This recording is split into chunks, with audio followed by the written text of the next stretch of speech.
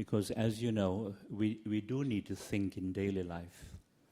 We need rational, logical, constructive thinking in daily life. That's obvious. But as you know, very easily thinking can become very irrational, very illogical, very destructive. When it becomes obsessive, mechanical, repetitive, and when it becomes negative, judgmental, critical, and so on. Because it is these irrational, destructive thoughts that create our mental defilements. Now, as you know, our main mental defilement,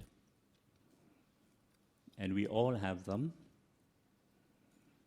even Prince Siddhartha Gautama, before he became the Buddha, also had mental defilements. It's a universal conditioning. We are conditioned with these defilements. And as human beings, we cannot escape from conditioning. Just like we are conditioned to learn languages and so on. So wisdom is really learning to understand the nature of this conditioning that we have.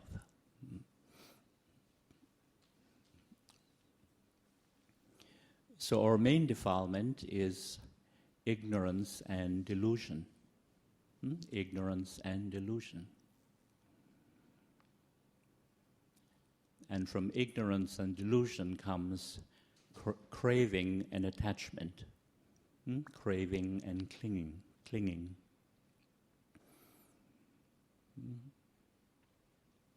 And also hatred and ill will. And that includes resentment, jealousy, disrespect, any kind of aversion. Now, ignorance, as you may know, is mainly regarding the attachment, strong attachment to self or ego. Believing that this I, the me, is something permanent, something concrete, fixed, something which seems separate and independent from the rest of nature. That's a delusion in the mind. And it's created by thinking without understanding and thinking without awareness, without mindfulness. And when we're very attached to this sense of I, me, mine, then we have pride, ego pride, arrogance, conceit, and we feel very important.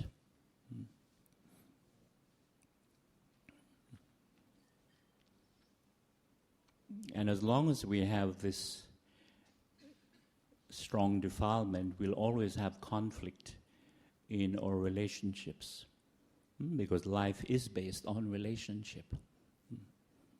Even when we're alone, how do we relate to being alone? How do we relate to our thoughts, feelings, emotions, and so on? How do we perceive the world? When we see, when we hear, when we smell, when we taste, when we touch, and of course when we think and imagine. Because this is the world.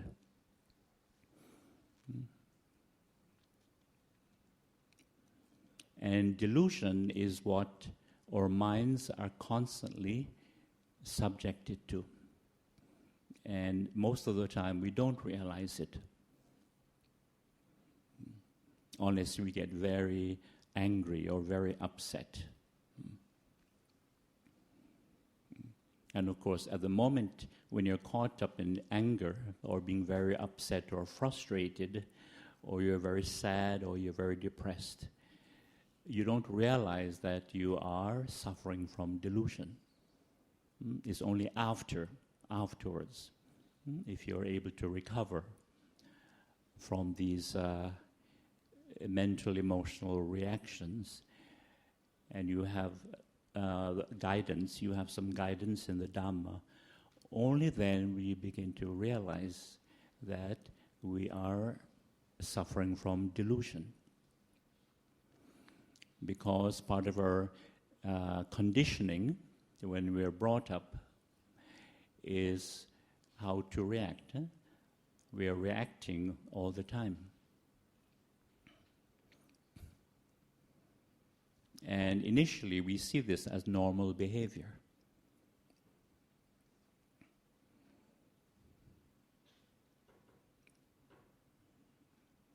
I'll just do a reading.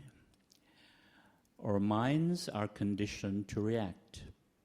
Our brains are programmed, educated to label, compare, judge, criticize, condemn, to like or dislike, to want or not to want, or to have aversion and ill will. So this is the cause of our conflicts, discontentment, disharmony, and dis-ease. The idea of a permanent, unchanging ego center or self is strengthened by this conditioning, and it is a deep-rooted illusion of a permanent and separate ego entity, which is the source and cause of our problems and conflicts, fears and worries, craving, greed, and attachments. So that's one of the aspects of delusion. And as once I mentioned that we do need labels to communicate, words, labels to communicate. But when we put labels on people, including ourselves, out of aversion, ill will, prejudice, then naturally that creates a lot of conflict. It's a very unwholesome behavior. And that includes, as we said, when we put labels on ourselves too. It's very destructive. It's a source of suffering. And that's why many people suffer from guilt. You create an image of yourself as being, say, a very bad person. And then you torture yourself. And this is why when we make mistakes, it's so important to forgive ourselves for being human. Because we're not perfect.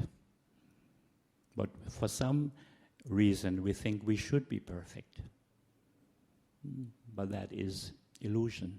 That is a part of ignorance. You can say it is perfectly natural to make mistakes. So, with loving kindness and compassion, we can forgive ourselves. Likewise, we can forgive others when they hurt us or do unpleasant things, say or do unpleasant things.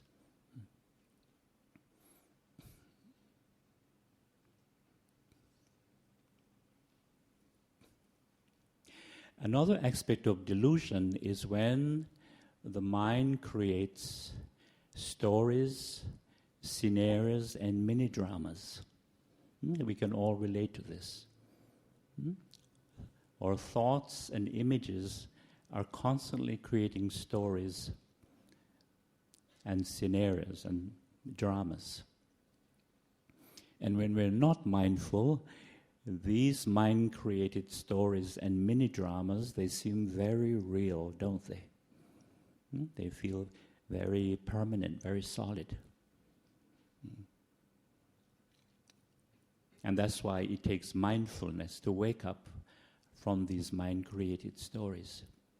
It's like when you're watching a movie, either on the big screen or on television, and you get totally caught up in the movie, it seems so real. But only at the end of the film or the TV program, you realize, oh, it's just a movie. It's not real. So likewise, when we apply mindfulness, we can wake up from these mind-created stories and mini-dramas. And again, this mental noting, labeling can be very useful. And I've used this many, many times in my own practice. Just thinking.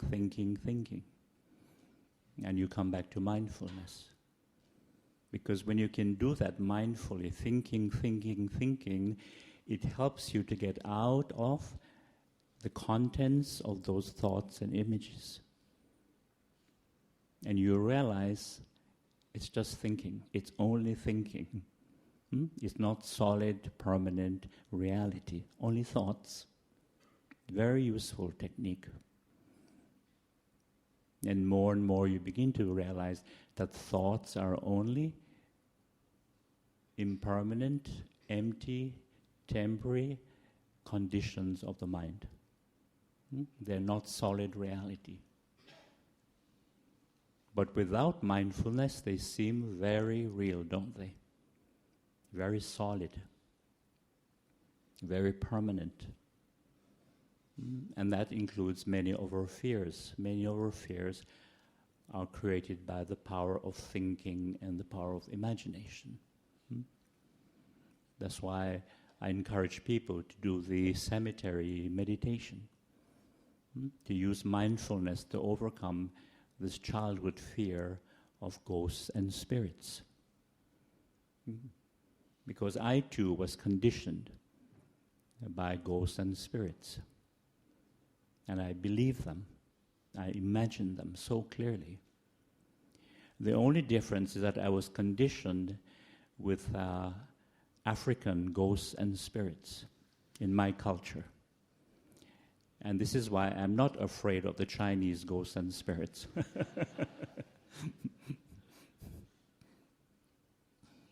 But again, with mindfulness, we're able to overcome this fear. And to realize it's only a creation in the mind. Of course, some people will disagree, but that's okay. Because when I'm in Malaysia and I speak about ghosts and spirits, almost everyone has a ghost story to tell me. And yes, it's very real, for sure. It's very hard for people to accept that it's only the power of the imagination. But as we said, when we don't have mindfulness, when we don't train the mind and bring awareness in consciousness, it's very easy to be deluded by these thoughts and the power of the imagination.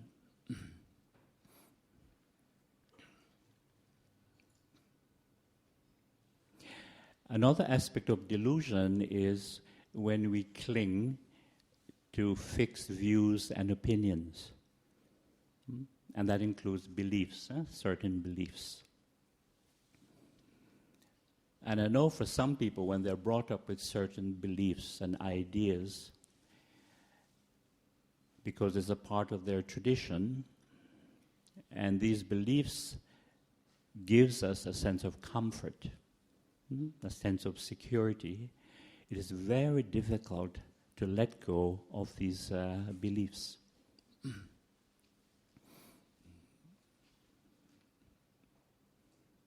Because behind those beliefs, of course, is fear, insecurity. And that's why the Buddha said we have to investigate, train the mind, and then we begin to understand. We begin to understand the Dhamma. Because when we understand, there's no need for beliefs. There's no need for beliefs when we understand. But the idea that we have to believe things or believe in certain things is a very deep-rooted religion. Yes, a form of religion. Conditioning. For example, sometimes we'll see me on the street and they say, "Oh, I see you're a Buddhist. What do you believe?" And I said, "Believe it or not, I don't believe anything." And initially they're shocked, of course, because surely you must believe in something. You must even believe in the Buddha. And then I explain about the importance of the Buddha's teaching in understanding through investigation, through training the mind. Or sometimes people will say, "Oh, I see you're a Buddhist, so you must believe in reincarnation or rebirth." I said, "I'm sorry, but I have to disappoint you." Wow, they're very shocked. What kind of Buddhist are you? If you don't believe in reincarnation or rebirth. And then I like to say, in my previous life, I used to believe that, but in this life, I don't. See, you're shocked. And some people don't even get the joke. They give me this horrified look. "Oh my God, what kind of Buddhist monk are you?"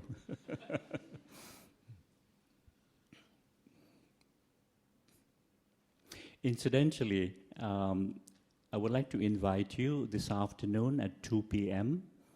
We'll be having an informal discussion, a Q&A session, if you're interested, at 2 p.m. Very informal. So if you have any doubts, any questions, and so on, and even if you want to challenge me, you're most welcome to. But it should be friendly. It should be a friendly discussion.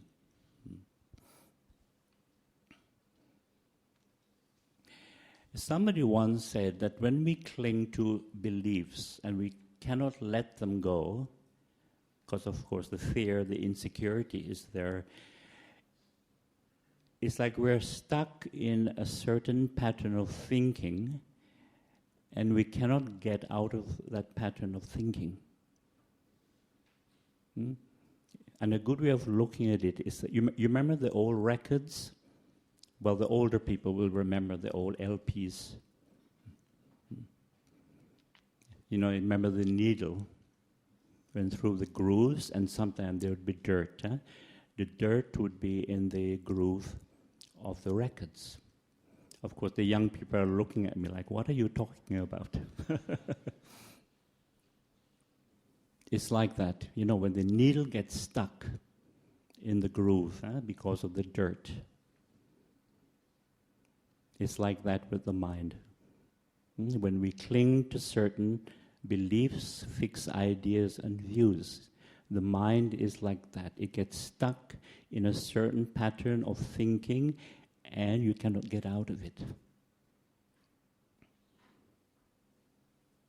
And of course, you're holding on to those fixed views, opinions, and beliefs out of fear, out of not really understanding.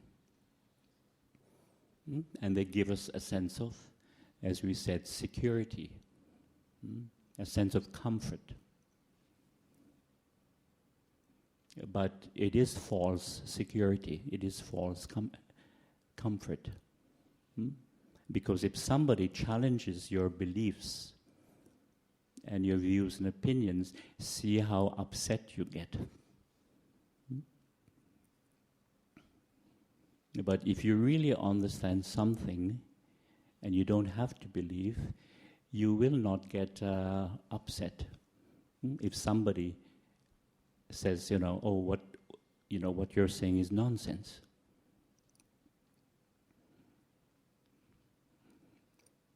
And a good example of this, I don't have to believe that tonight the sun is going to set and it's going to get dark.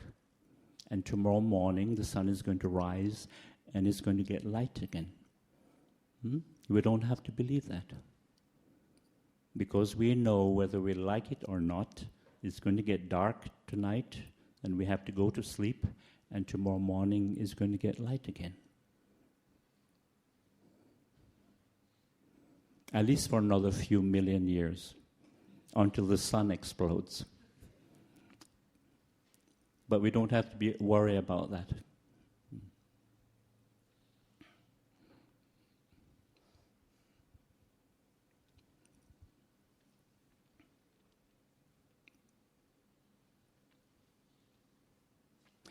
Now, the idea of self is a very difficult teaching, the teaching of non-self.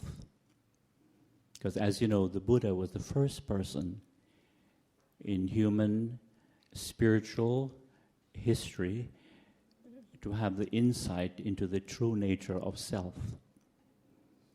Because before that, the belief in a permanent, concrete, separate and independent self, or ego center.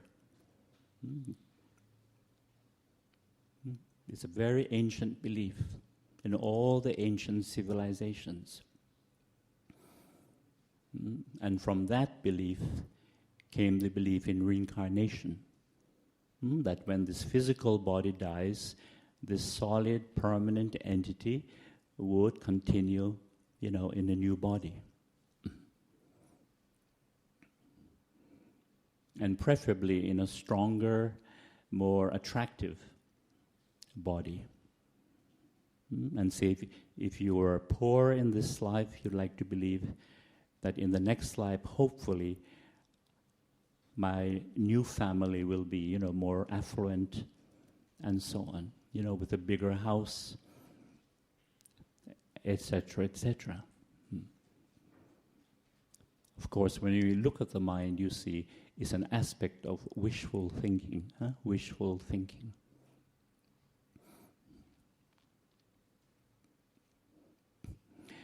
And as you know, this insight that the Buddha had was so profound, not many people could understand it. Only a few monks. And for some monks, it took them a long time of practice, investigation, to really understand this truth. So the difficulty in understanding this teaching of non-self, it's because we do have a self. We're all conditioned with this sense of I, I, me, mine. So this is something we have to understand. We do have a self, but it's just a result of conditioning.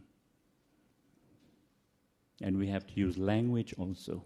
I, you, he, she. We need labels to communicate. And because we're using the same label I, or the equivalent in other languages, it gives the impression that this I is permanent.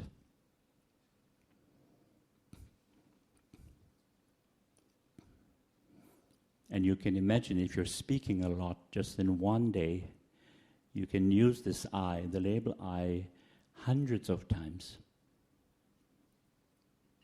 And when we don't have awareness, of course, this I seems rock solid and everlasting. We may see changes around us, but this I, when we speak, never changes. So it gives the impression in consciousness that this I is permanent. But when we are mindful, we can see through this illusion that it's only a label. It is only a label that we're using. And when we understand that, of course, we still have to use I, because we still have to use labels to communicate, but we know it's just a label. And we don't take ourselves so seriously. So we don't have pride, arrogance, conceit, the feeling of being so important.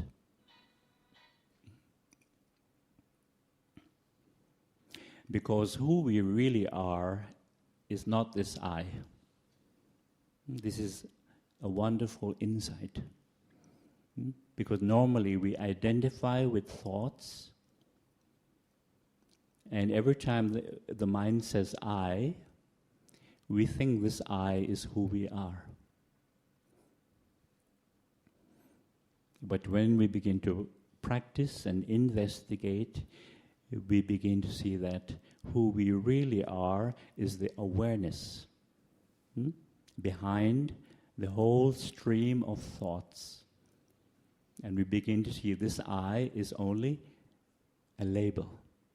It's only a thought. It comes and it goes. And the Buddha was the first person to have this insight. The first person to have this insight.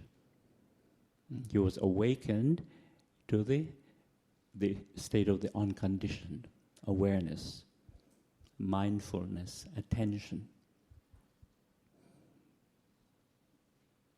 And of course, when you have this awareness, we begin to see whatever arises in the mind, they're just temporary mental states or temporary mental objects. They come and they go.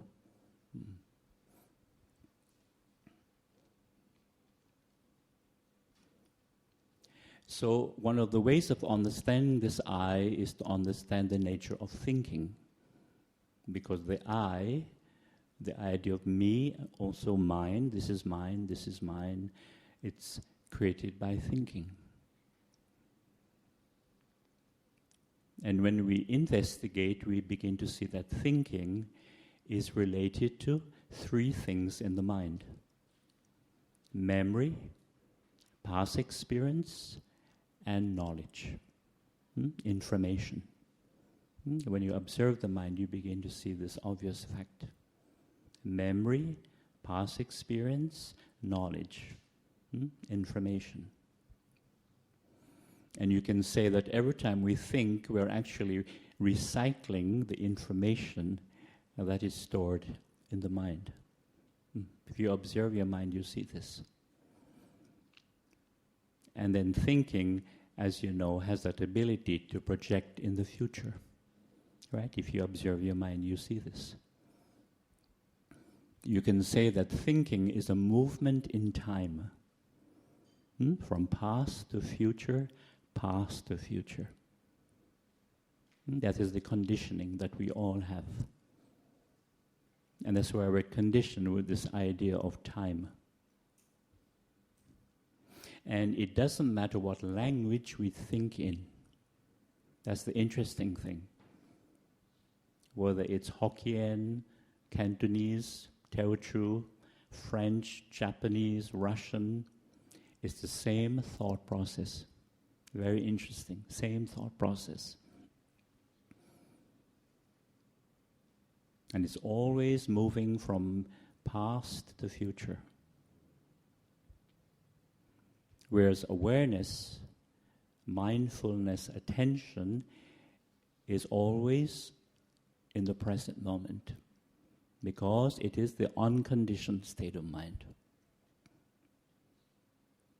And so the awareness we had as children is the same awareness that we have now, today. The only difference is that we have more understanding. We have more understanding of who we really are. So yes, we do have a sense of self, as we said, but it's only social conditioning. And when we understand that more clearly, then we can learn to laugh at ourselves, not to take ourselves too seriously. Because the real problem is not the self, but is our attachment to the self, taking ourselves too seriously. And that's why learning to laugh at ourselves is a very liberating practice. Learning to laugh at ourselves.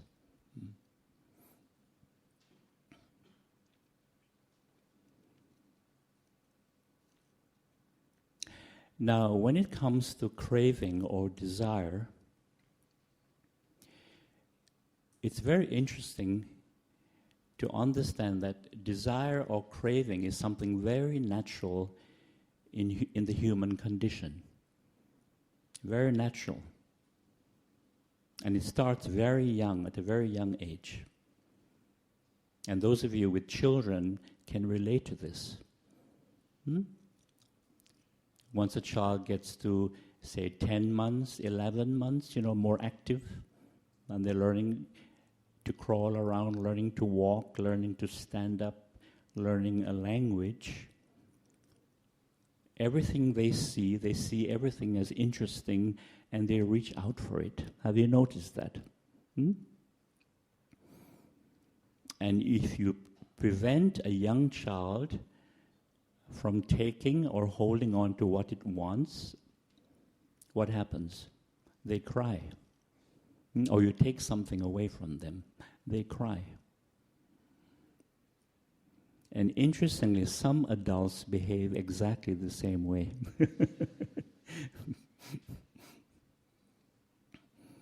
They may not cry, but they'll make a lot of noise.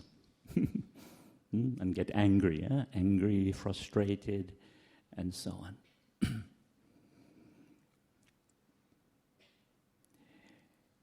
So when we begin to understand the nature of desire or wanting, it becomes very interesting, because it is a part of the human condition.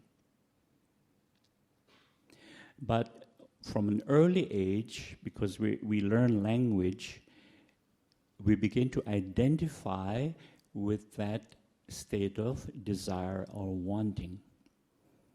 We begin to say, I want this, or I must have this, or if only I could have this, I would be so happy. So in the end, it is the identification, the clinging to desire or wanting, that eventually creates dukkha, suffering, frustration, and so on. Because it's the I that feels it must get what it wants. And if it doesn't get what it wants, I'll be unhappy for the rest of my life.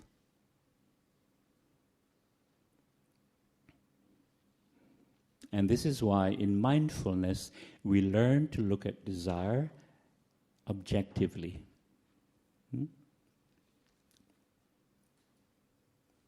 Instead of saying, I want something, we say, there is wanting, or there is a state of desire.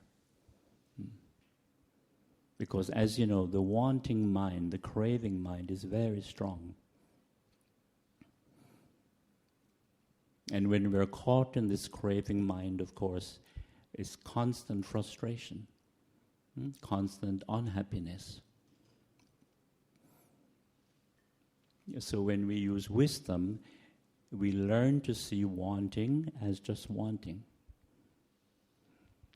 And we remind ourselves, this is impermanent. This too shall pass. And it is unsatisfactory, and it is uncertain. Because as you know from experience, very often when we get what we want, we're not happy. Or it causes us more frustration.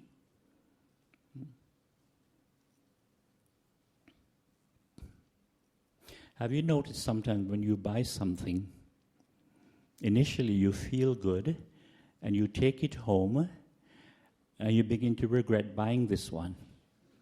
I should have bought the other one, or the other color. I don't like this color. Or you regret having spent the money.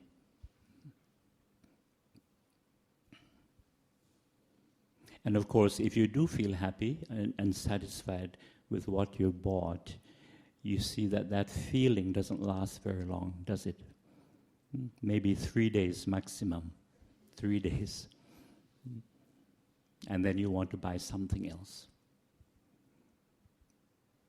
Because what is happening around the world is this addiction to shopping.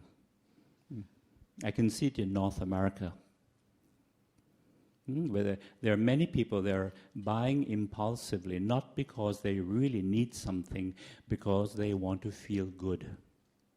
There are many people, they're feeling a bit down or depressed or lonely or bored. So they go to the shopping mall and they buy something. And you always feel good when you buy something, whatever it is. But then it doesn't last very long, that feeling. And then, of course, the craving mind wants something else.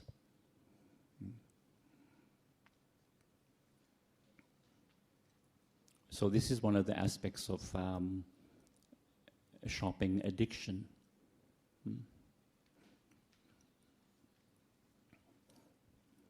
So we can reflect. As human beings, we have the wisdom, we have the ability to reflect on the nature of this craving mind. And you'll notice too that whenever we have a certain desire or wanting, there's always fear, some form of anxiety. Have you noticed that? Some fear that you'll not get what you want.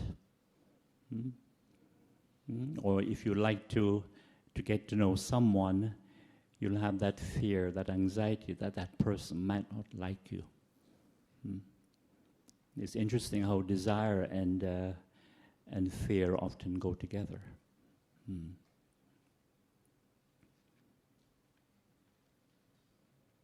Now, attachment has different aspects to it. One form, again, is related to our conditioning. This is mine, this is mine, this is mine, including my body, my family, my friends, my children, my job, my books, my hobbies, my interests, and so on and so forth.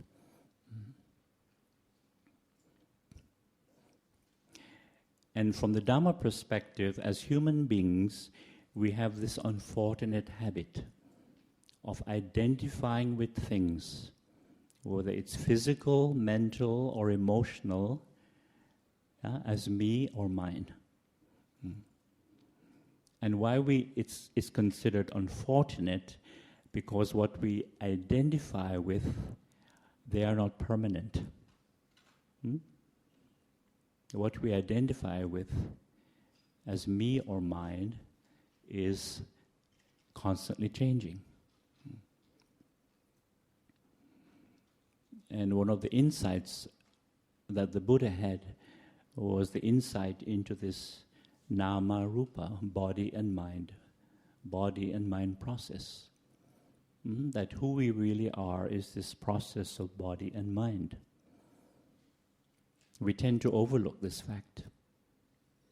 And we are alive because we are a process of body and mind. And we overlook this fact constantly because we are social creatures and we use language. So we see each other as selves or, personalities. And of course, I'm a personality, I'm a self.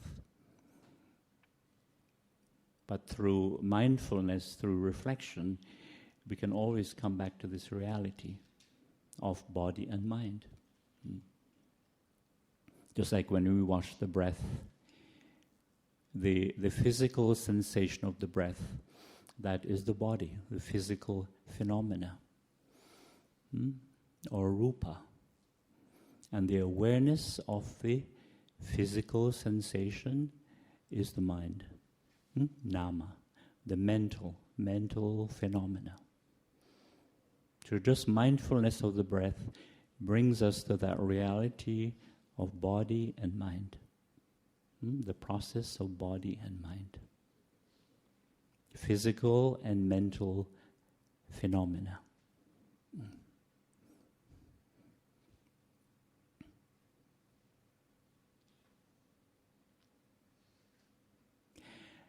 Now, before we run out of time, but of course we can continue at 2 p.m., I'll mention the qualities of the Buddha. Because interestingly, the three qualities of the Buddha are related to our mental defilements. When we look at the Buddha's life, you see that there are three qualities that stand out. And the first quality is wisdom and mindfulness. Wisdom and mindfulness. They go together. The second quality is simplicity and renunciation. Simplicity and renunciation. And the third quality is loving kindness and compassion. Loving kindness and compassion. Now, when we look at our human mental defilements, we begin to see that wisdom and mindfulness is the medicine, the antidote for ignorance and delusion. Wisdom and mindfulness is the medicine or the antidote for ignorance and delusion. Wisdom overcomes ignorance regarding the self, attachment to self, and mindfulness overcomes delusion or mental delusions. It's very wonderful insight. And simplicity overcomes craving, the constant wanting, needing, expecting. And renunciation overcomes attachment, personal attachment and clinging. And loving kindness and compassion overcomes hatred, ill will, resentment, jealousy, aversion, and so on. You can see this connection. It's a wonderful insight. Now, in the Buddha's time, you have to understand life in the forest was very, very simple. So it was very easy for the Buddha to practice simplicity. But here we are in modern Singapore. There are many shopping malls, and we have this thing called the credit card. How can we practice simplicity or the spirit of simplicity in our modern consumer society? And is it possible? It would be challenging, but I don't think it's impossible. But it takes mindfulness. It takes reflection and wisdom.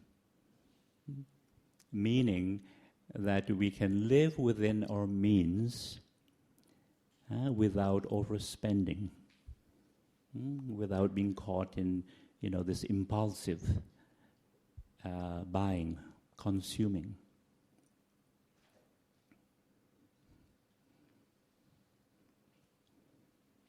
I was fortunate because I grew up in a very simple life on a tropical island, and it wasn't about consuming. We didn't have shopping centers, shopping malls, and of course there was no credit card.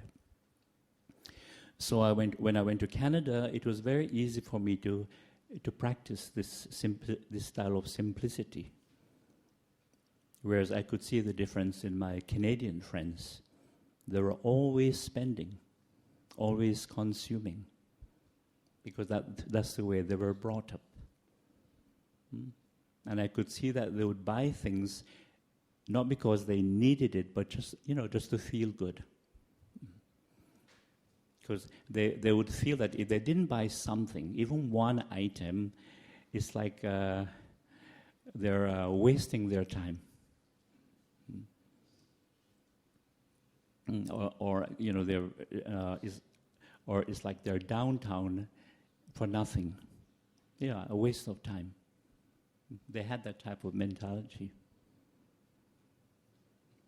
Whereas for me, it was perfectly, I was perfectly content just to do window shopping. Not to buy anything.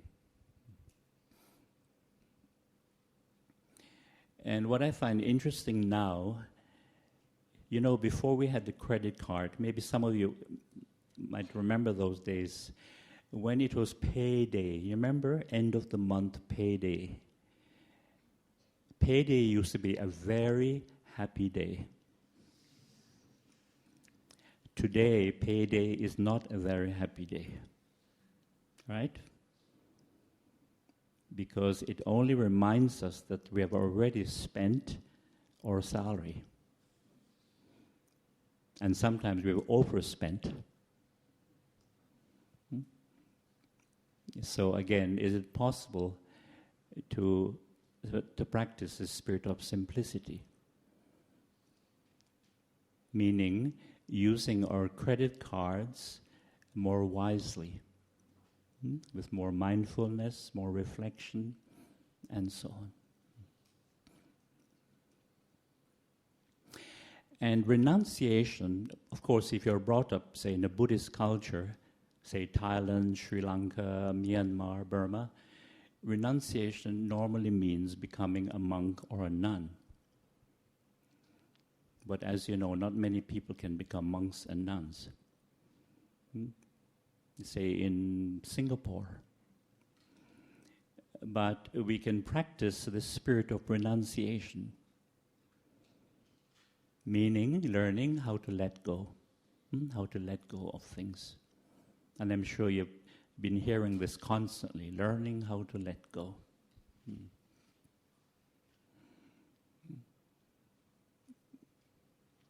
For example, say if anger arises,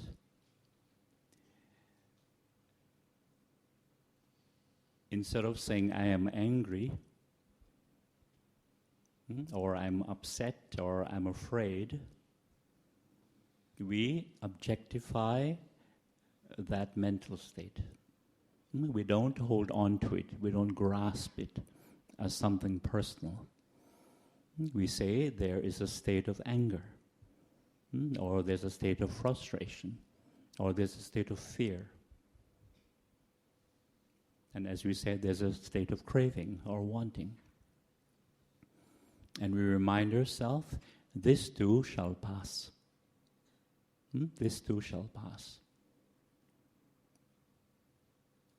And you remind yourself, it is uncertain. It is unsatisfactory. It is uncertain. And you apply mindfulness and you let go. You allow those emotions to pass away. And in this way, you don't have to struggle with these emotions. You don't have to try to even suppress them or control. You use the wisdom and mindfulness to deal with these mental, emotional states in a very skillful way. That is the spirit of renunciation. And also, when we are clinging to some unpleasant memory that seems so important, so permanent, so solid, when we apply mindfulness, we begin to see that they are not really solid realities. They only seem that way because we identify so strongly with these unpleasant memories. And we begin to see that they are just thoughts and images that are happening now, in the present moment. Only thoughts and images. And this is very liberating when we realize that. Only thoughts and images. And likewise, when we think about the future, they are not solid realities. Again, they're just thoughts, images, and some ideas that are happening now in the present moment. And that is the wisdom of mindfulness, the present moment. You begin to see that there is only the present moment.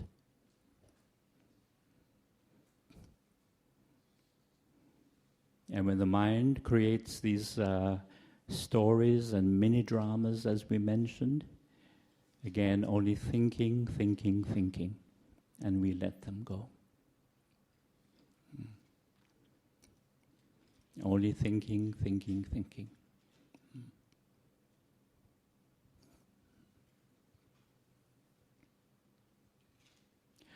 I'd like to share a story with you about delusion, because we also have delusion on a mass scale. And that is, spectator sports.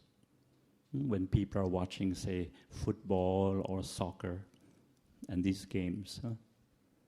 And thousands of people are watching. And normally, you're attached to, say, one player or one team. And if that team is winning, you feel very happy. But if they are losing, you see the suffering. And we're so caught up in the game that we forget that it's only people kicking a ball, from one end to another. That it's only a game. We tend to forget that. And of course, when it's a World Cup soccer where people are betting millions of dollars, it's no longer a game. But the story I wanted to share with you, I used to be an avid tennis player during my college days. So my brother and I would watch, the Wimbledon final, the US final, Australian Open final, and so on. So one day, he and I were watching the Wimbledon tennis final, the men's final. I couldn't miss this. One player had won at least 2 or 3 times before, and the other player had never won. So he was like what we call the underdog. So I was rooting for him. I wanted him to win. And because it was his first final, you can imagine, he was so nervous. And he kept making mistakes, simple mistakes. And I could really feel his suffering, and I was suffering. And he kept making mistakes, and I kept suffering. And I'm thinking, I'm not enjoying this game one bit. And somehow I managed to look above the TV, and there was a window. Fortunately, there was a window there, and I looked out, and I realized what a beautiful day it was. Blue sky, beautiful white clouds. And here I am sitting inside watching this tennis match on TV, and I'm suffering. And suddenly I just woke up. I said, what am I doing here? And I got up and I left. And my brother, who's a real sports addict, he could never imagine, why I would get up and leave this tennis final, Wimbledon final. And I walked to the park, only about 10 minutes walk.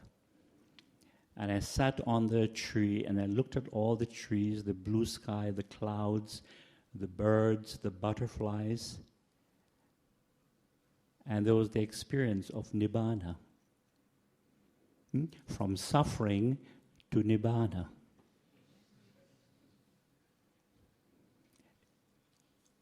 Just because I was able to wake up from that suffering and that attachment to that game, I was able to let go of it. Very interesting. And I realized this state of peace and bliss was far more important than the tennis match. Interestingly, a few hours later, when I went back, my brother told me that the player that was making the mistakes, he actually came back and he won. He won the final. And I missed it. But the interesting thing, I was no longer interested. I was happy for him, yes. But I was no longer attached to the game. It was only a game.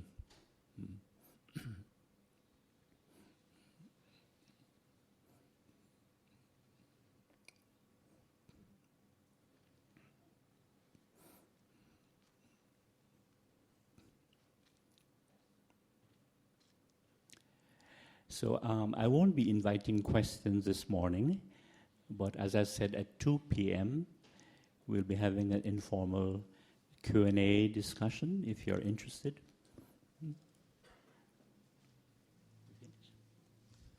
So I offer this talk for your reflection. May you all be well, happy, and peaceful. Sadhu, sadhu, sadhu.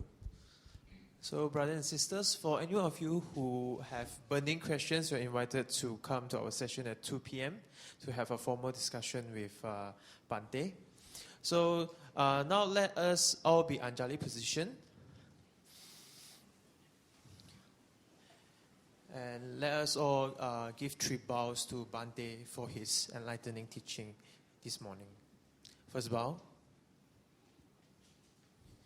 Second bow. Third bow. Now I would like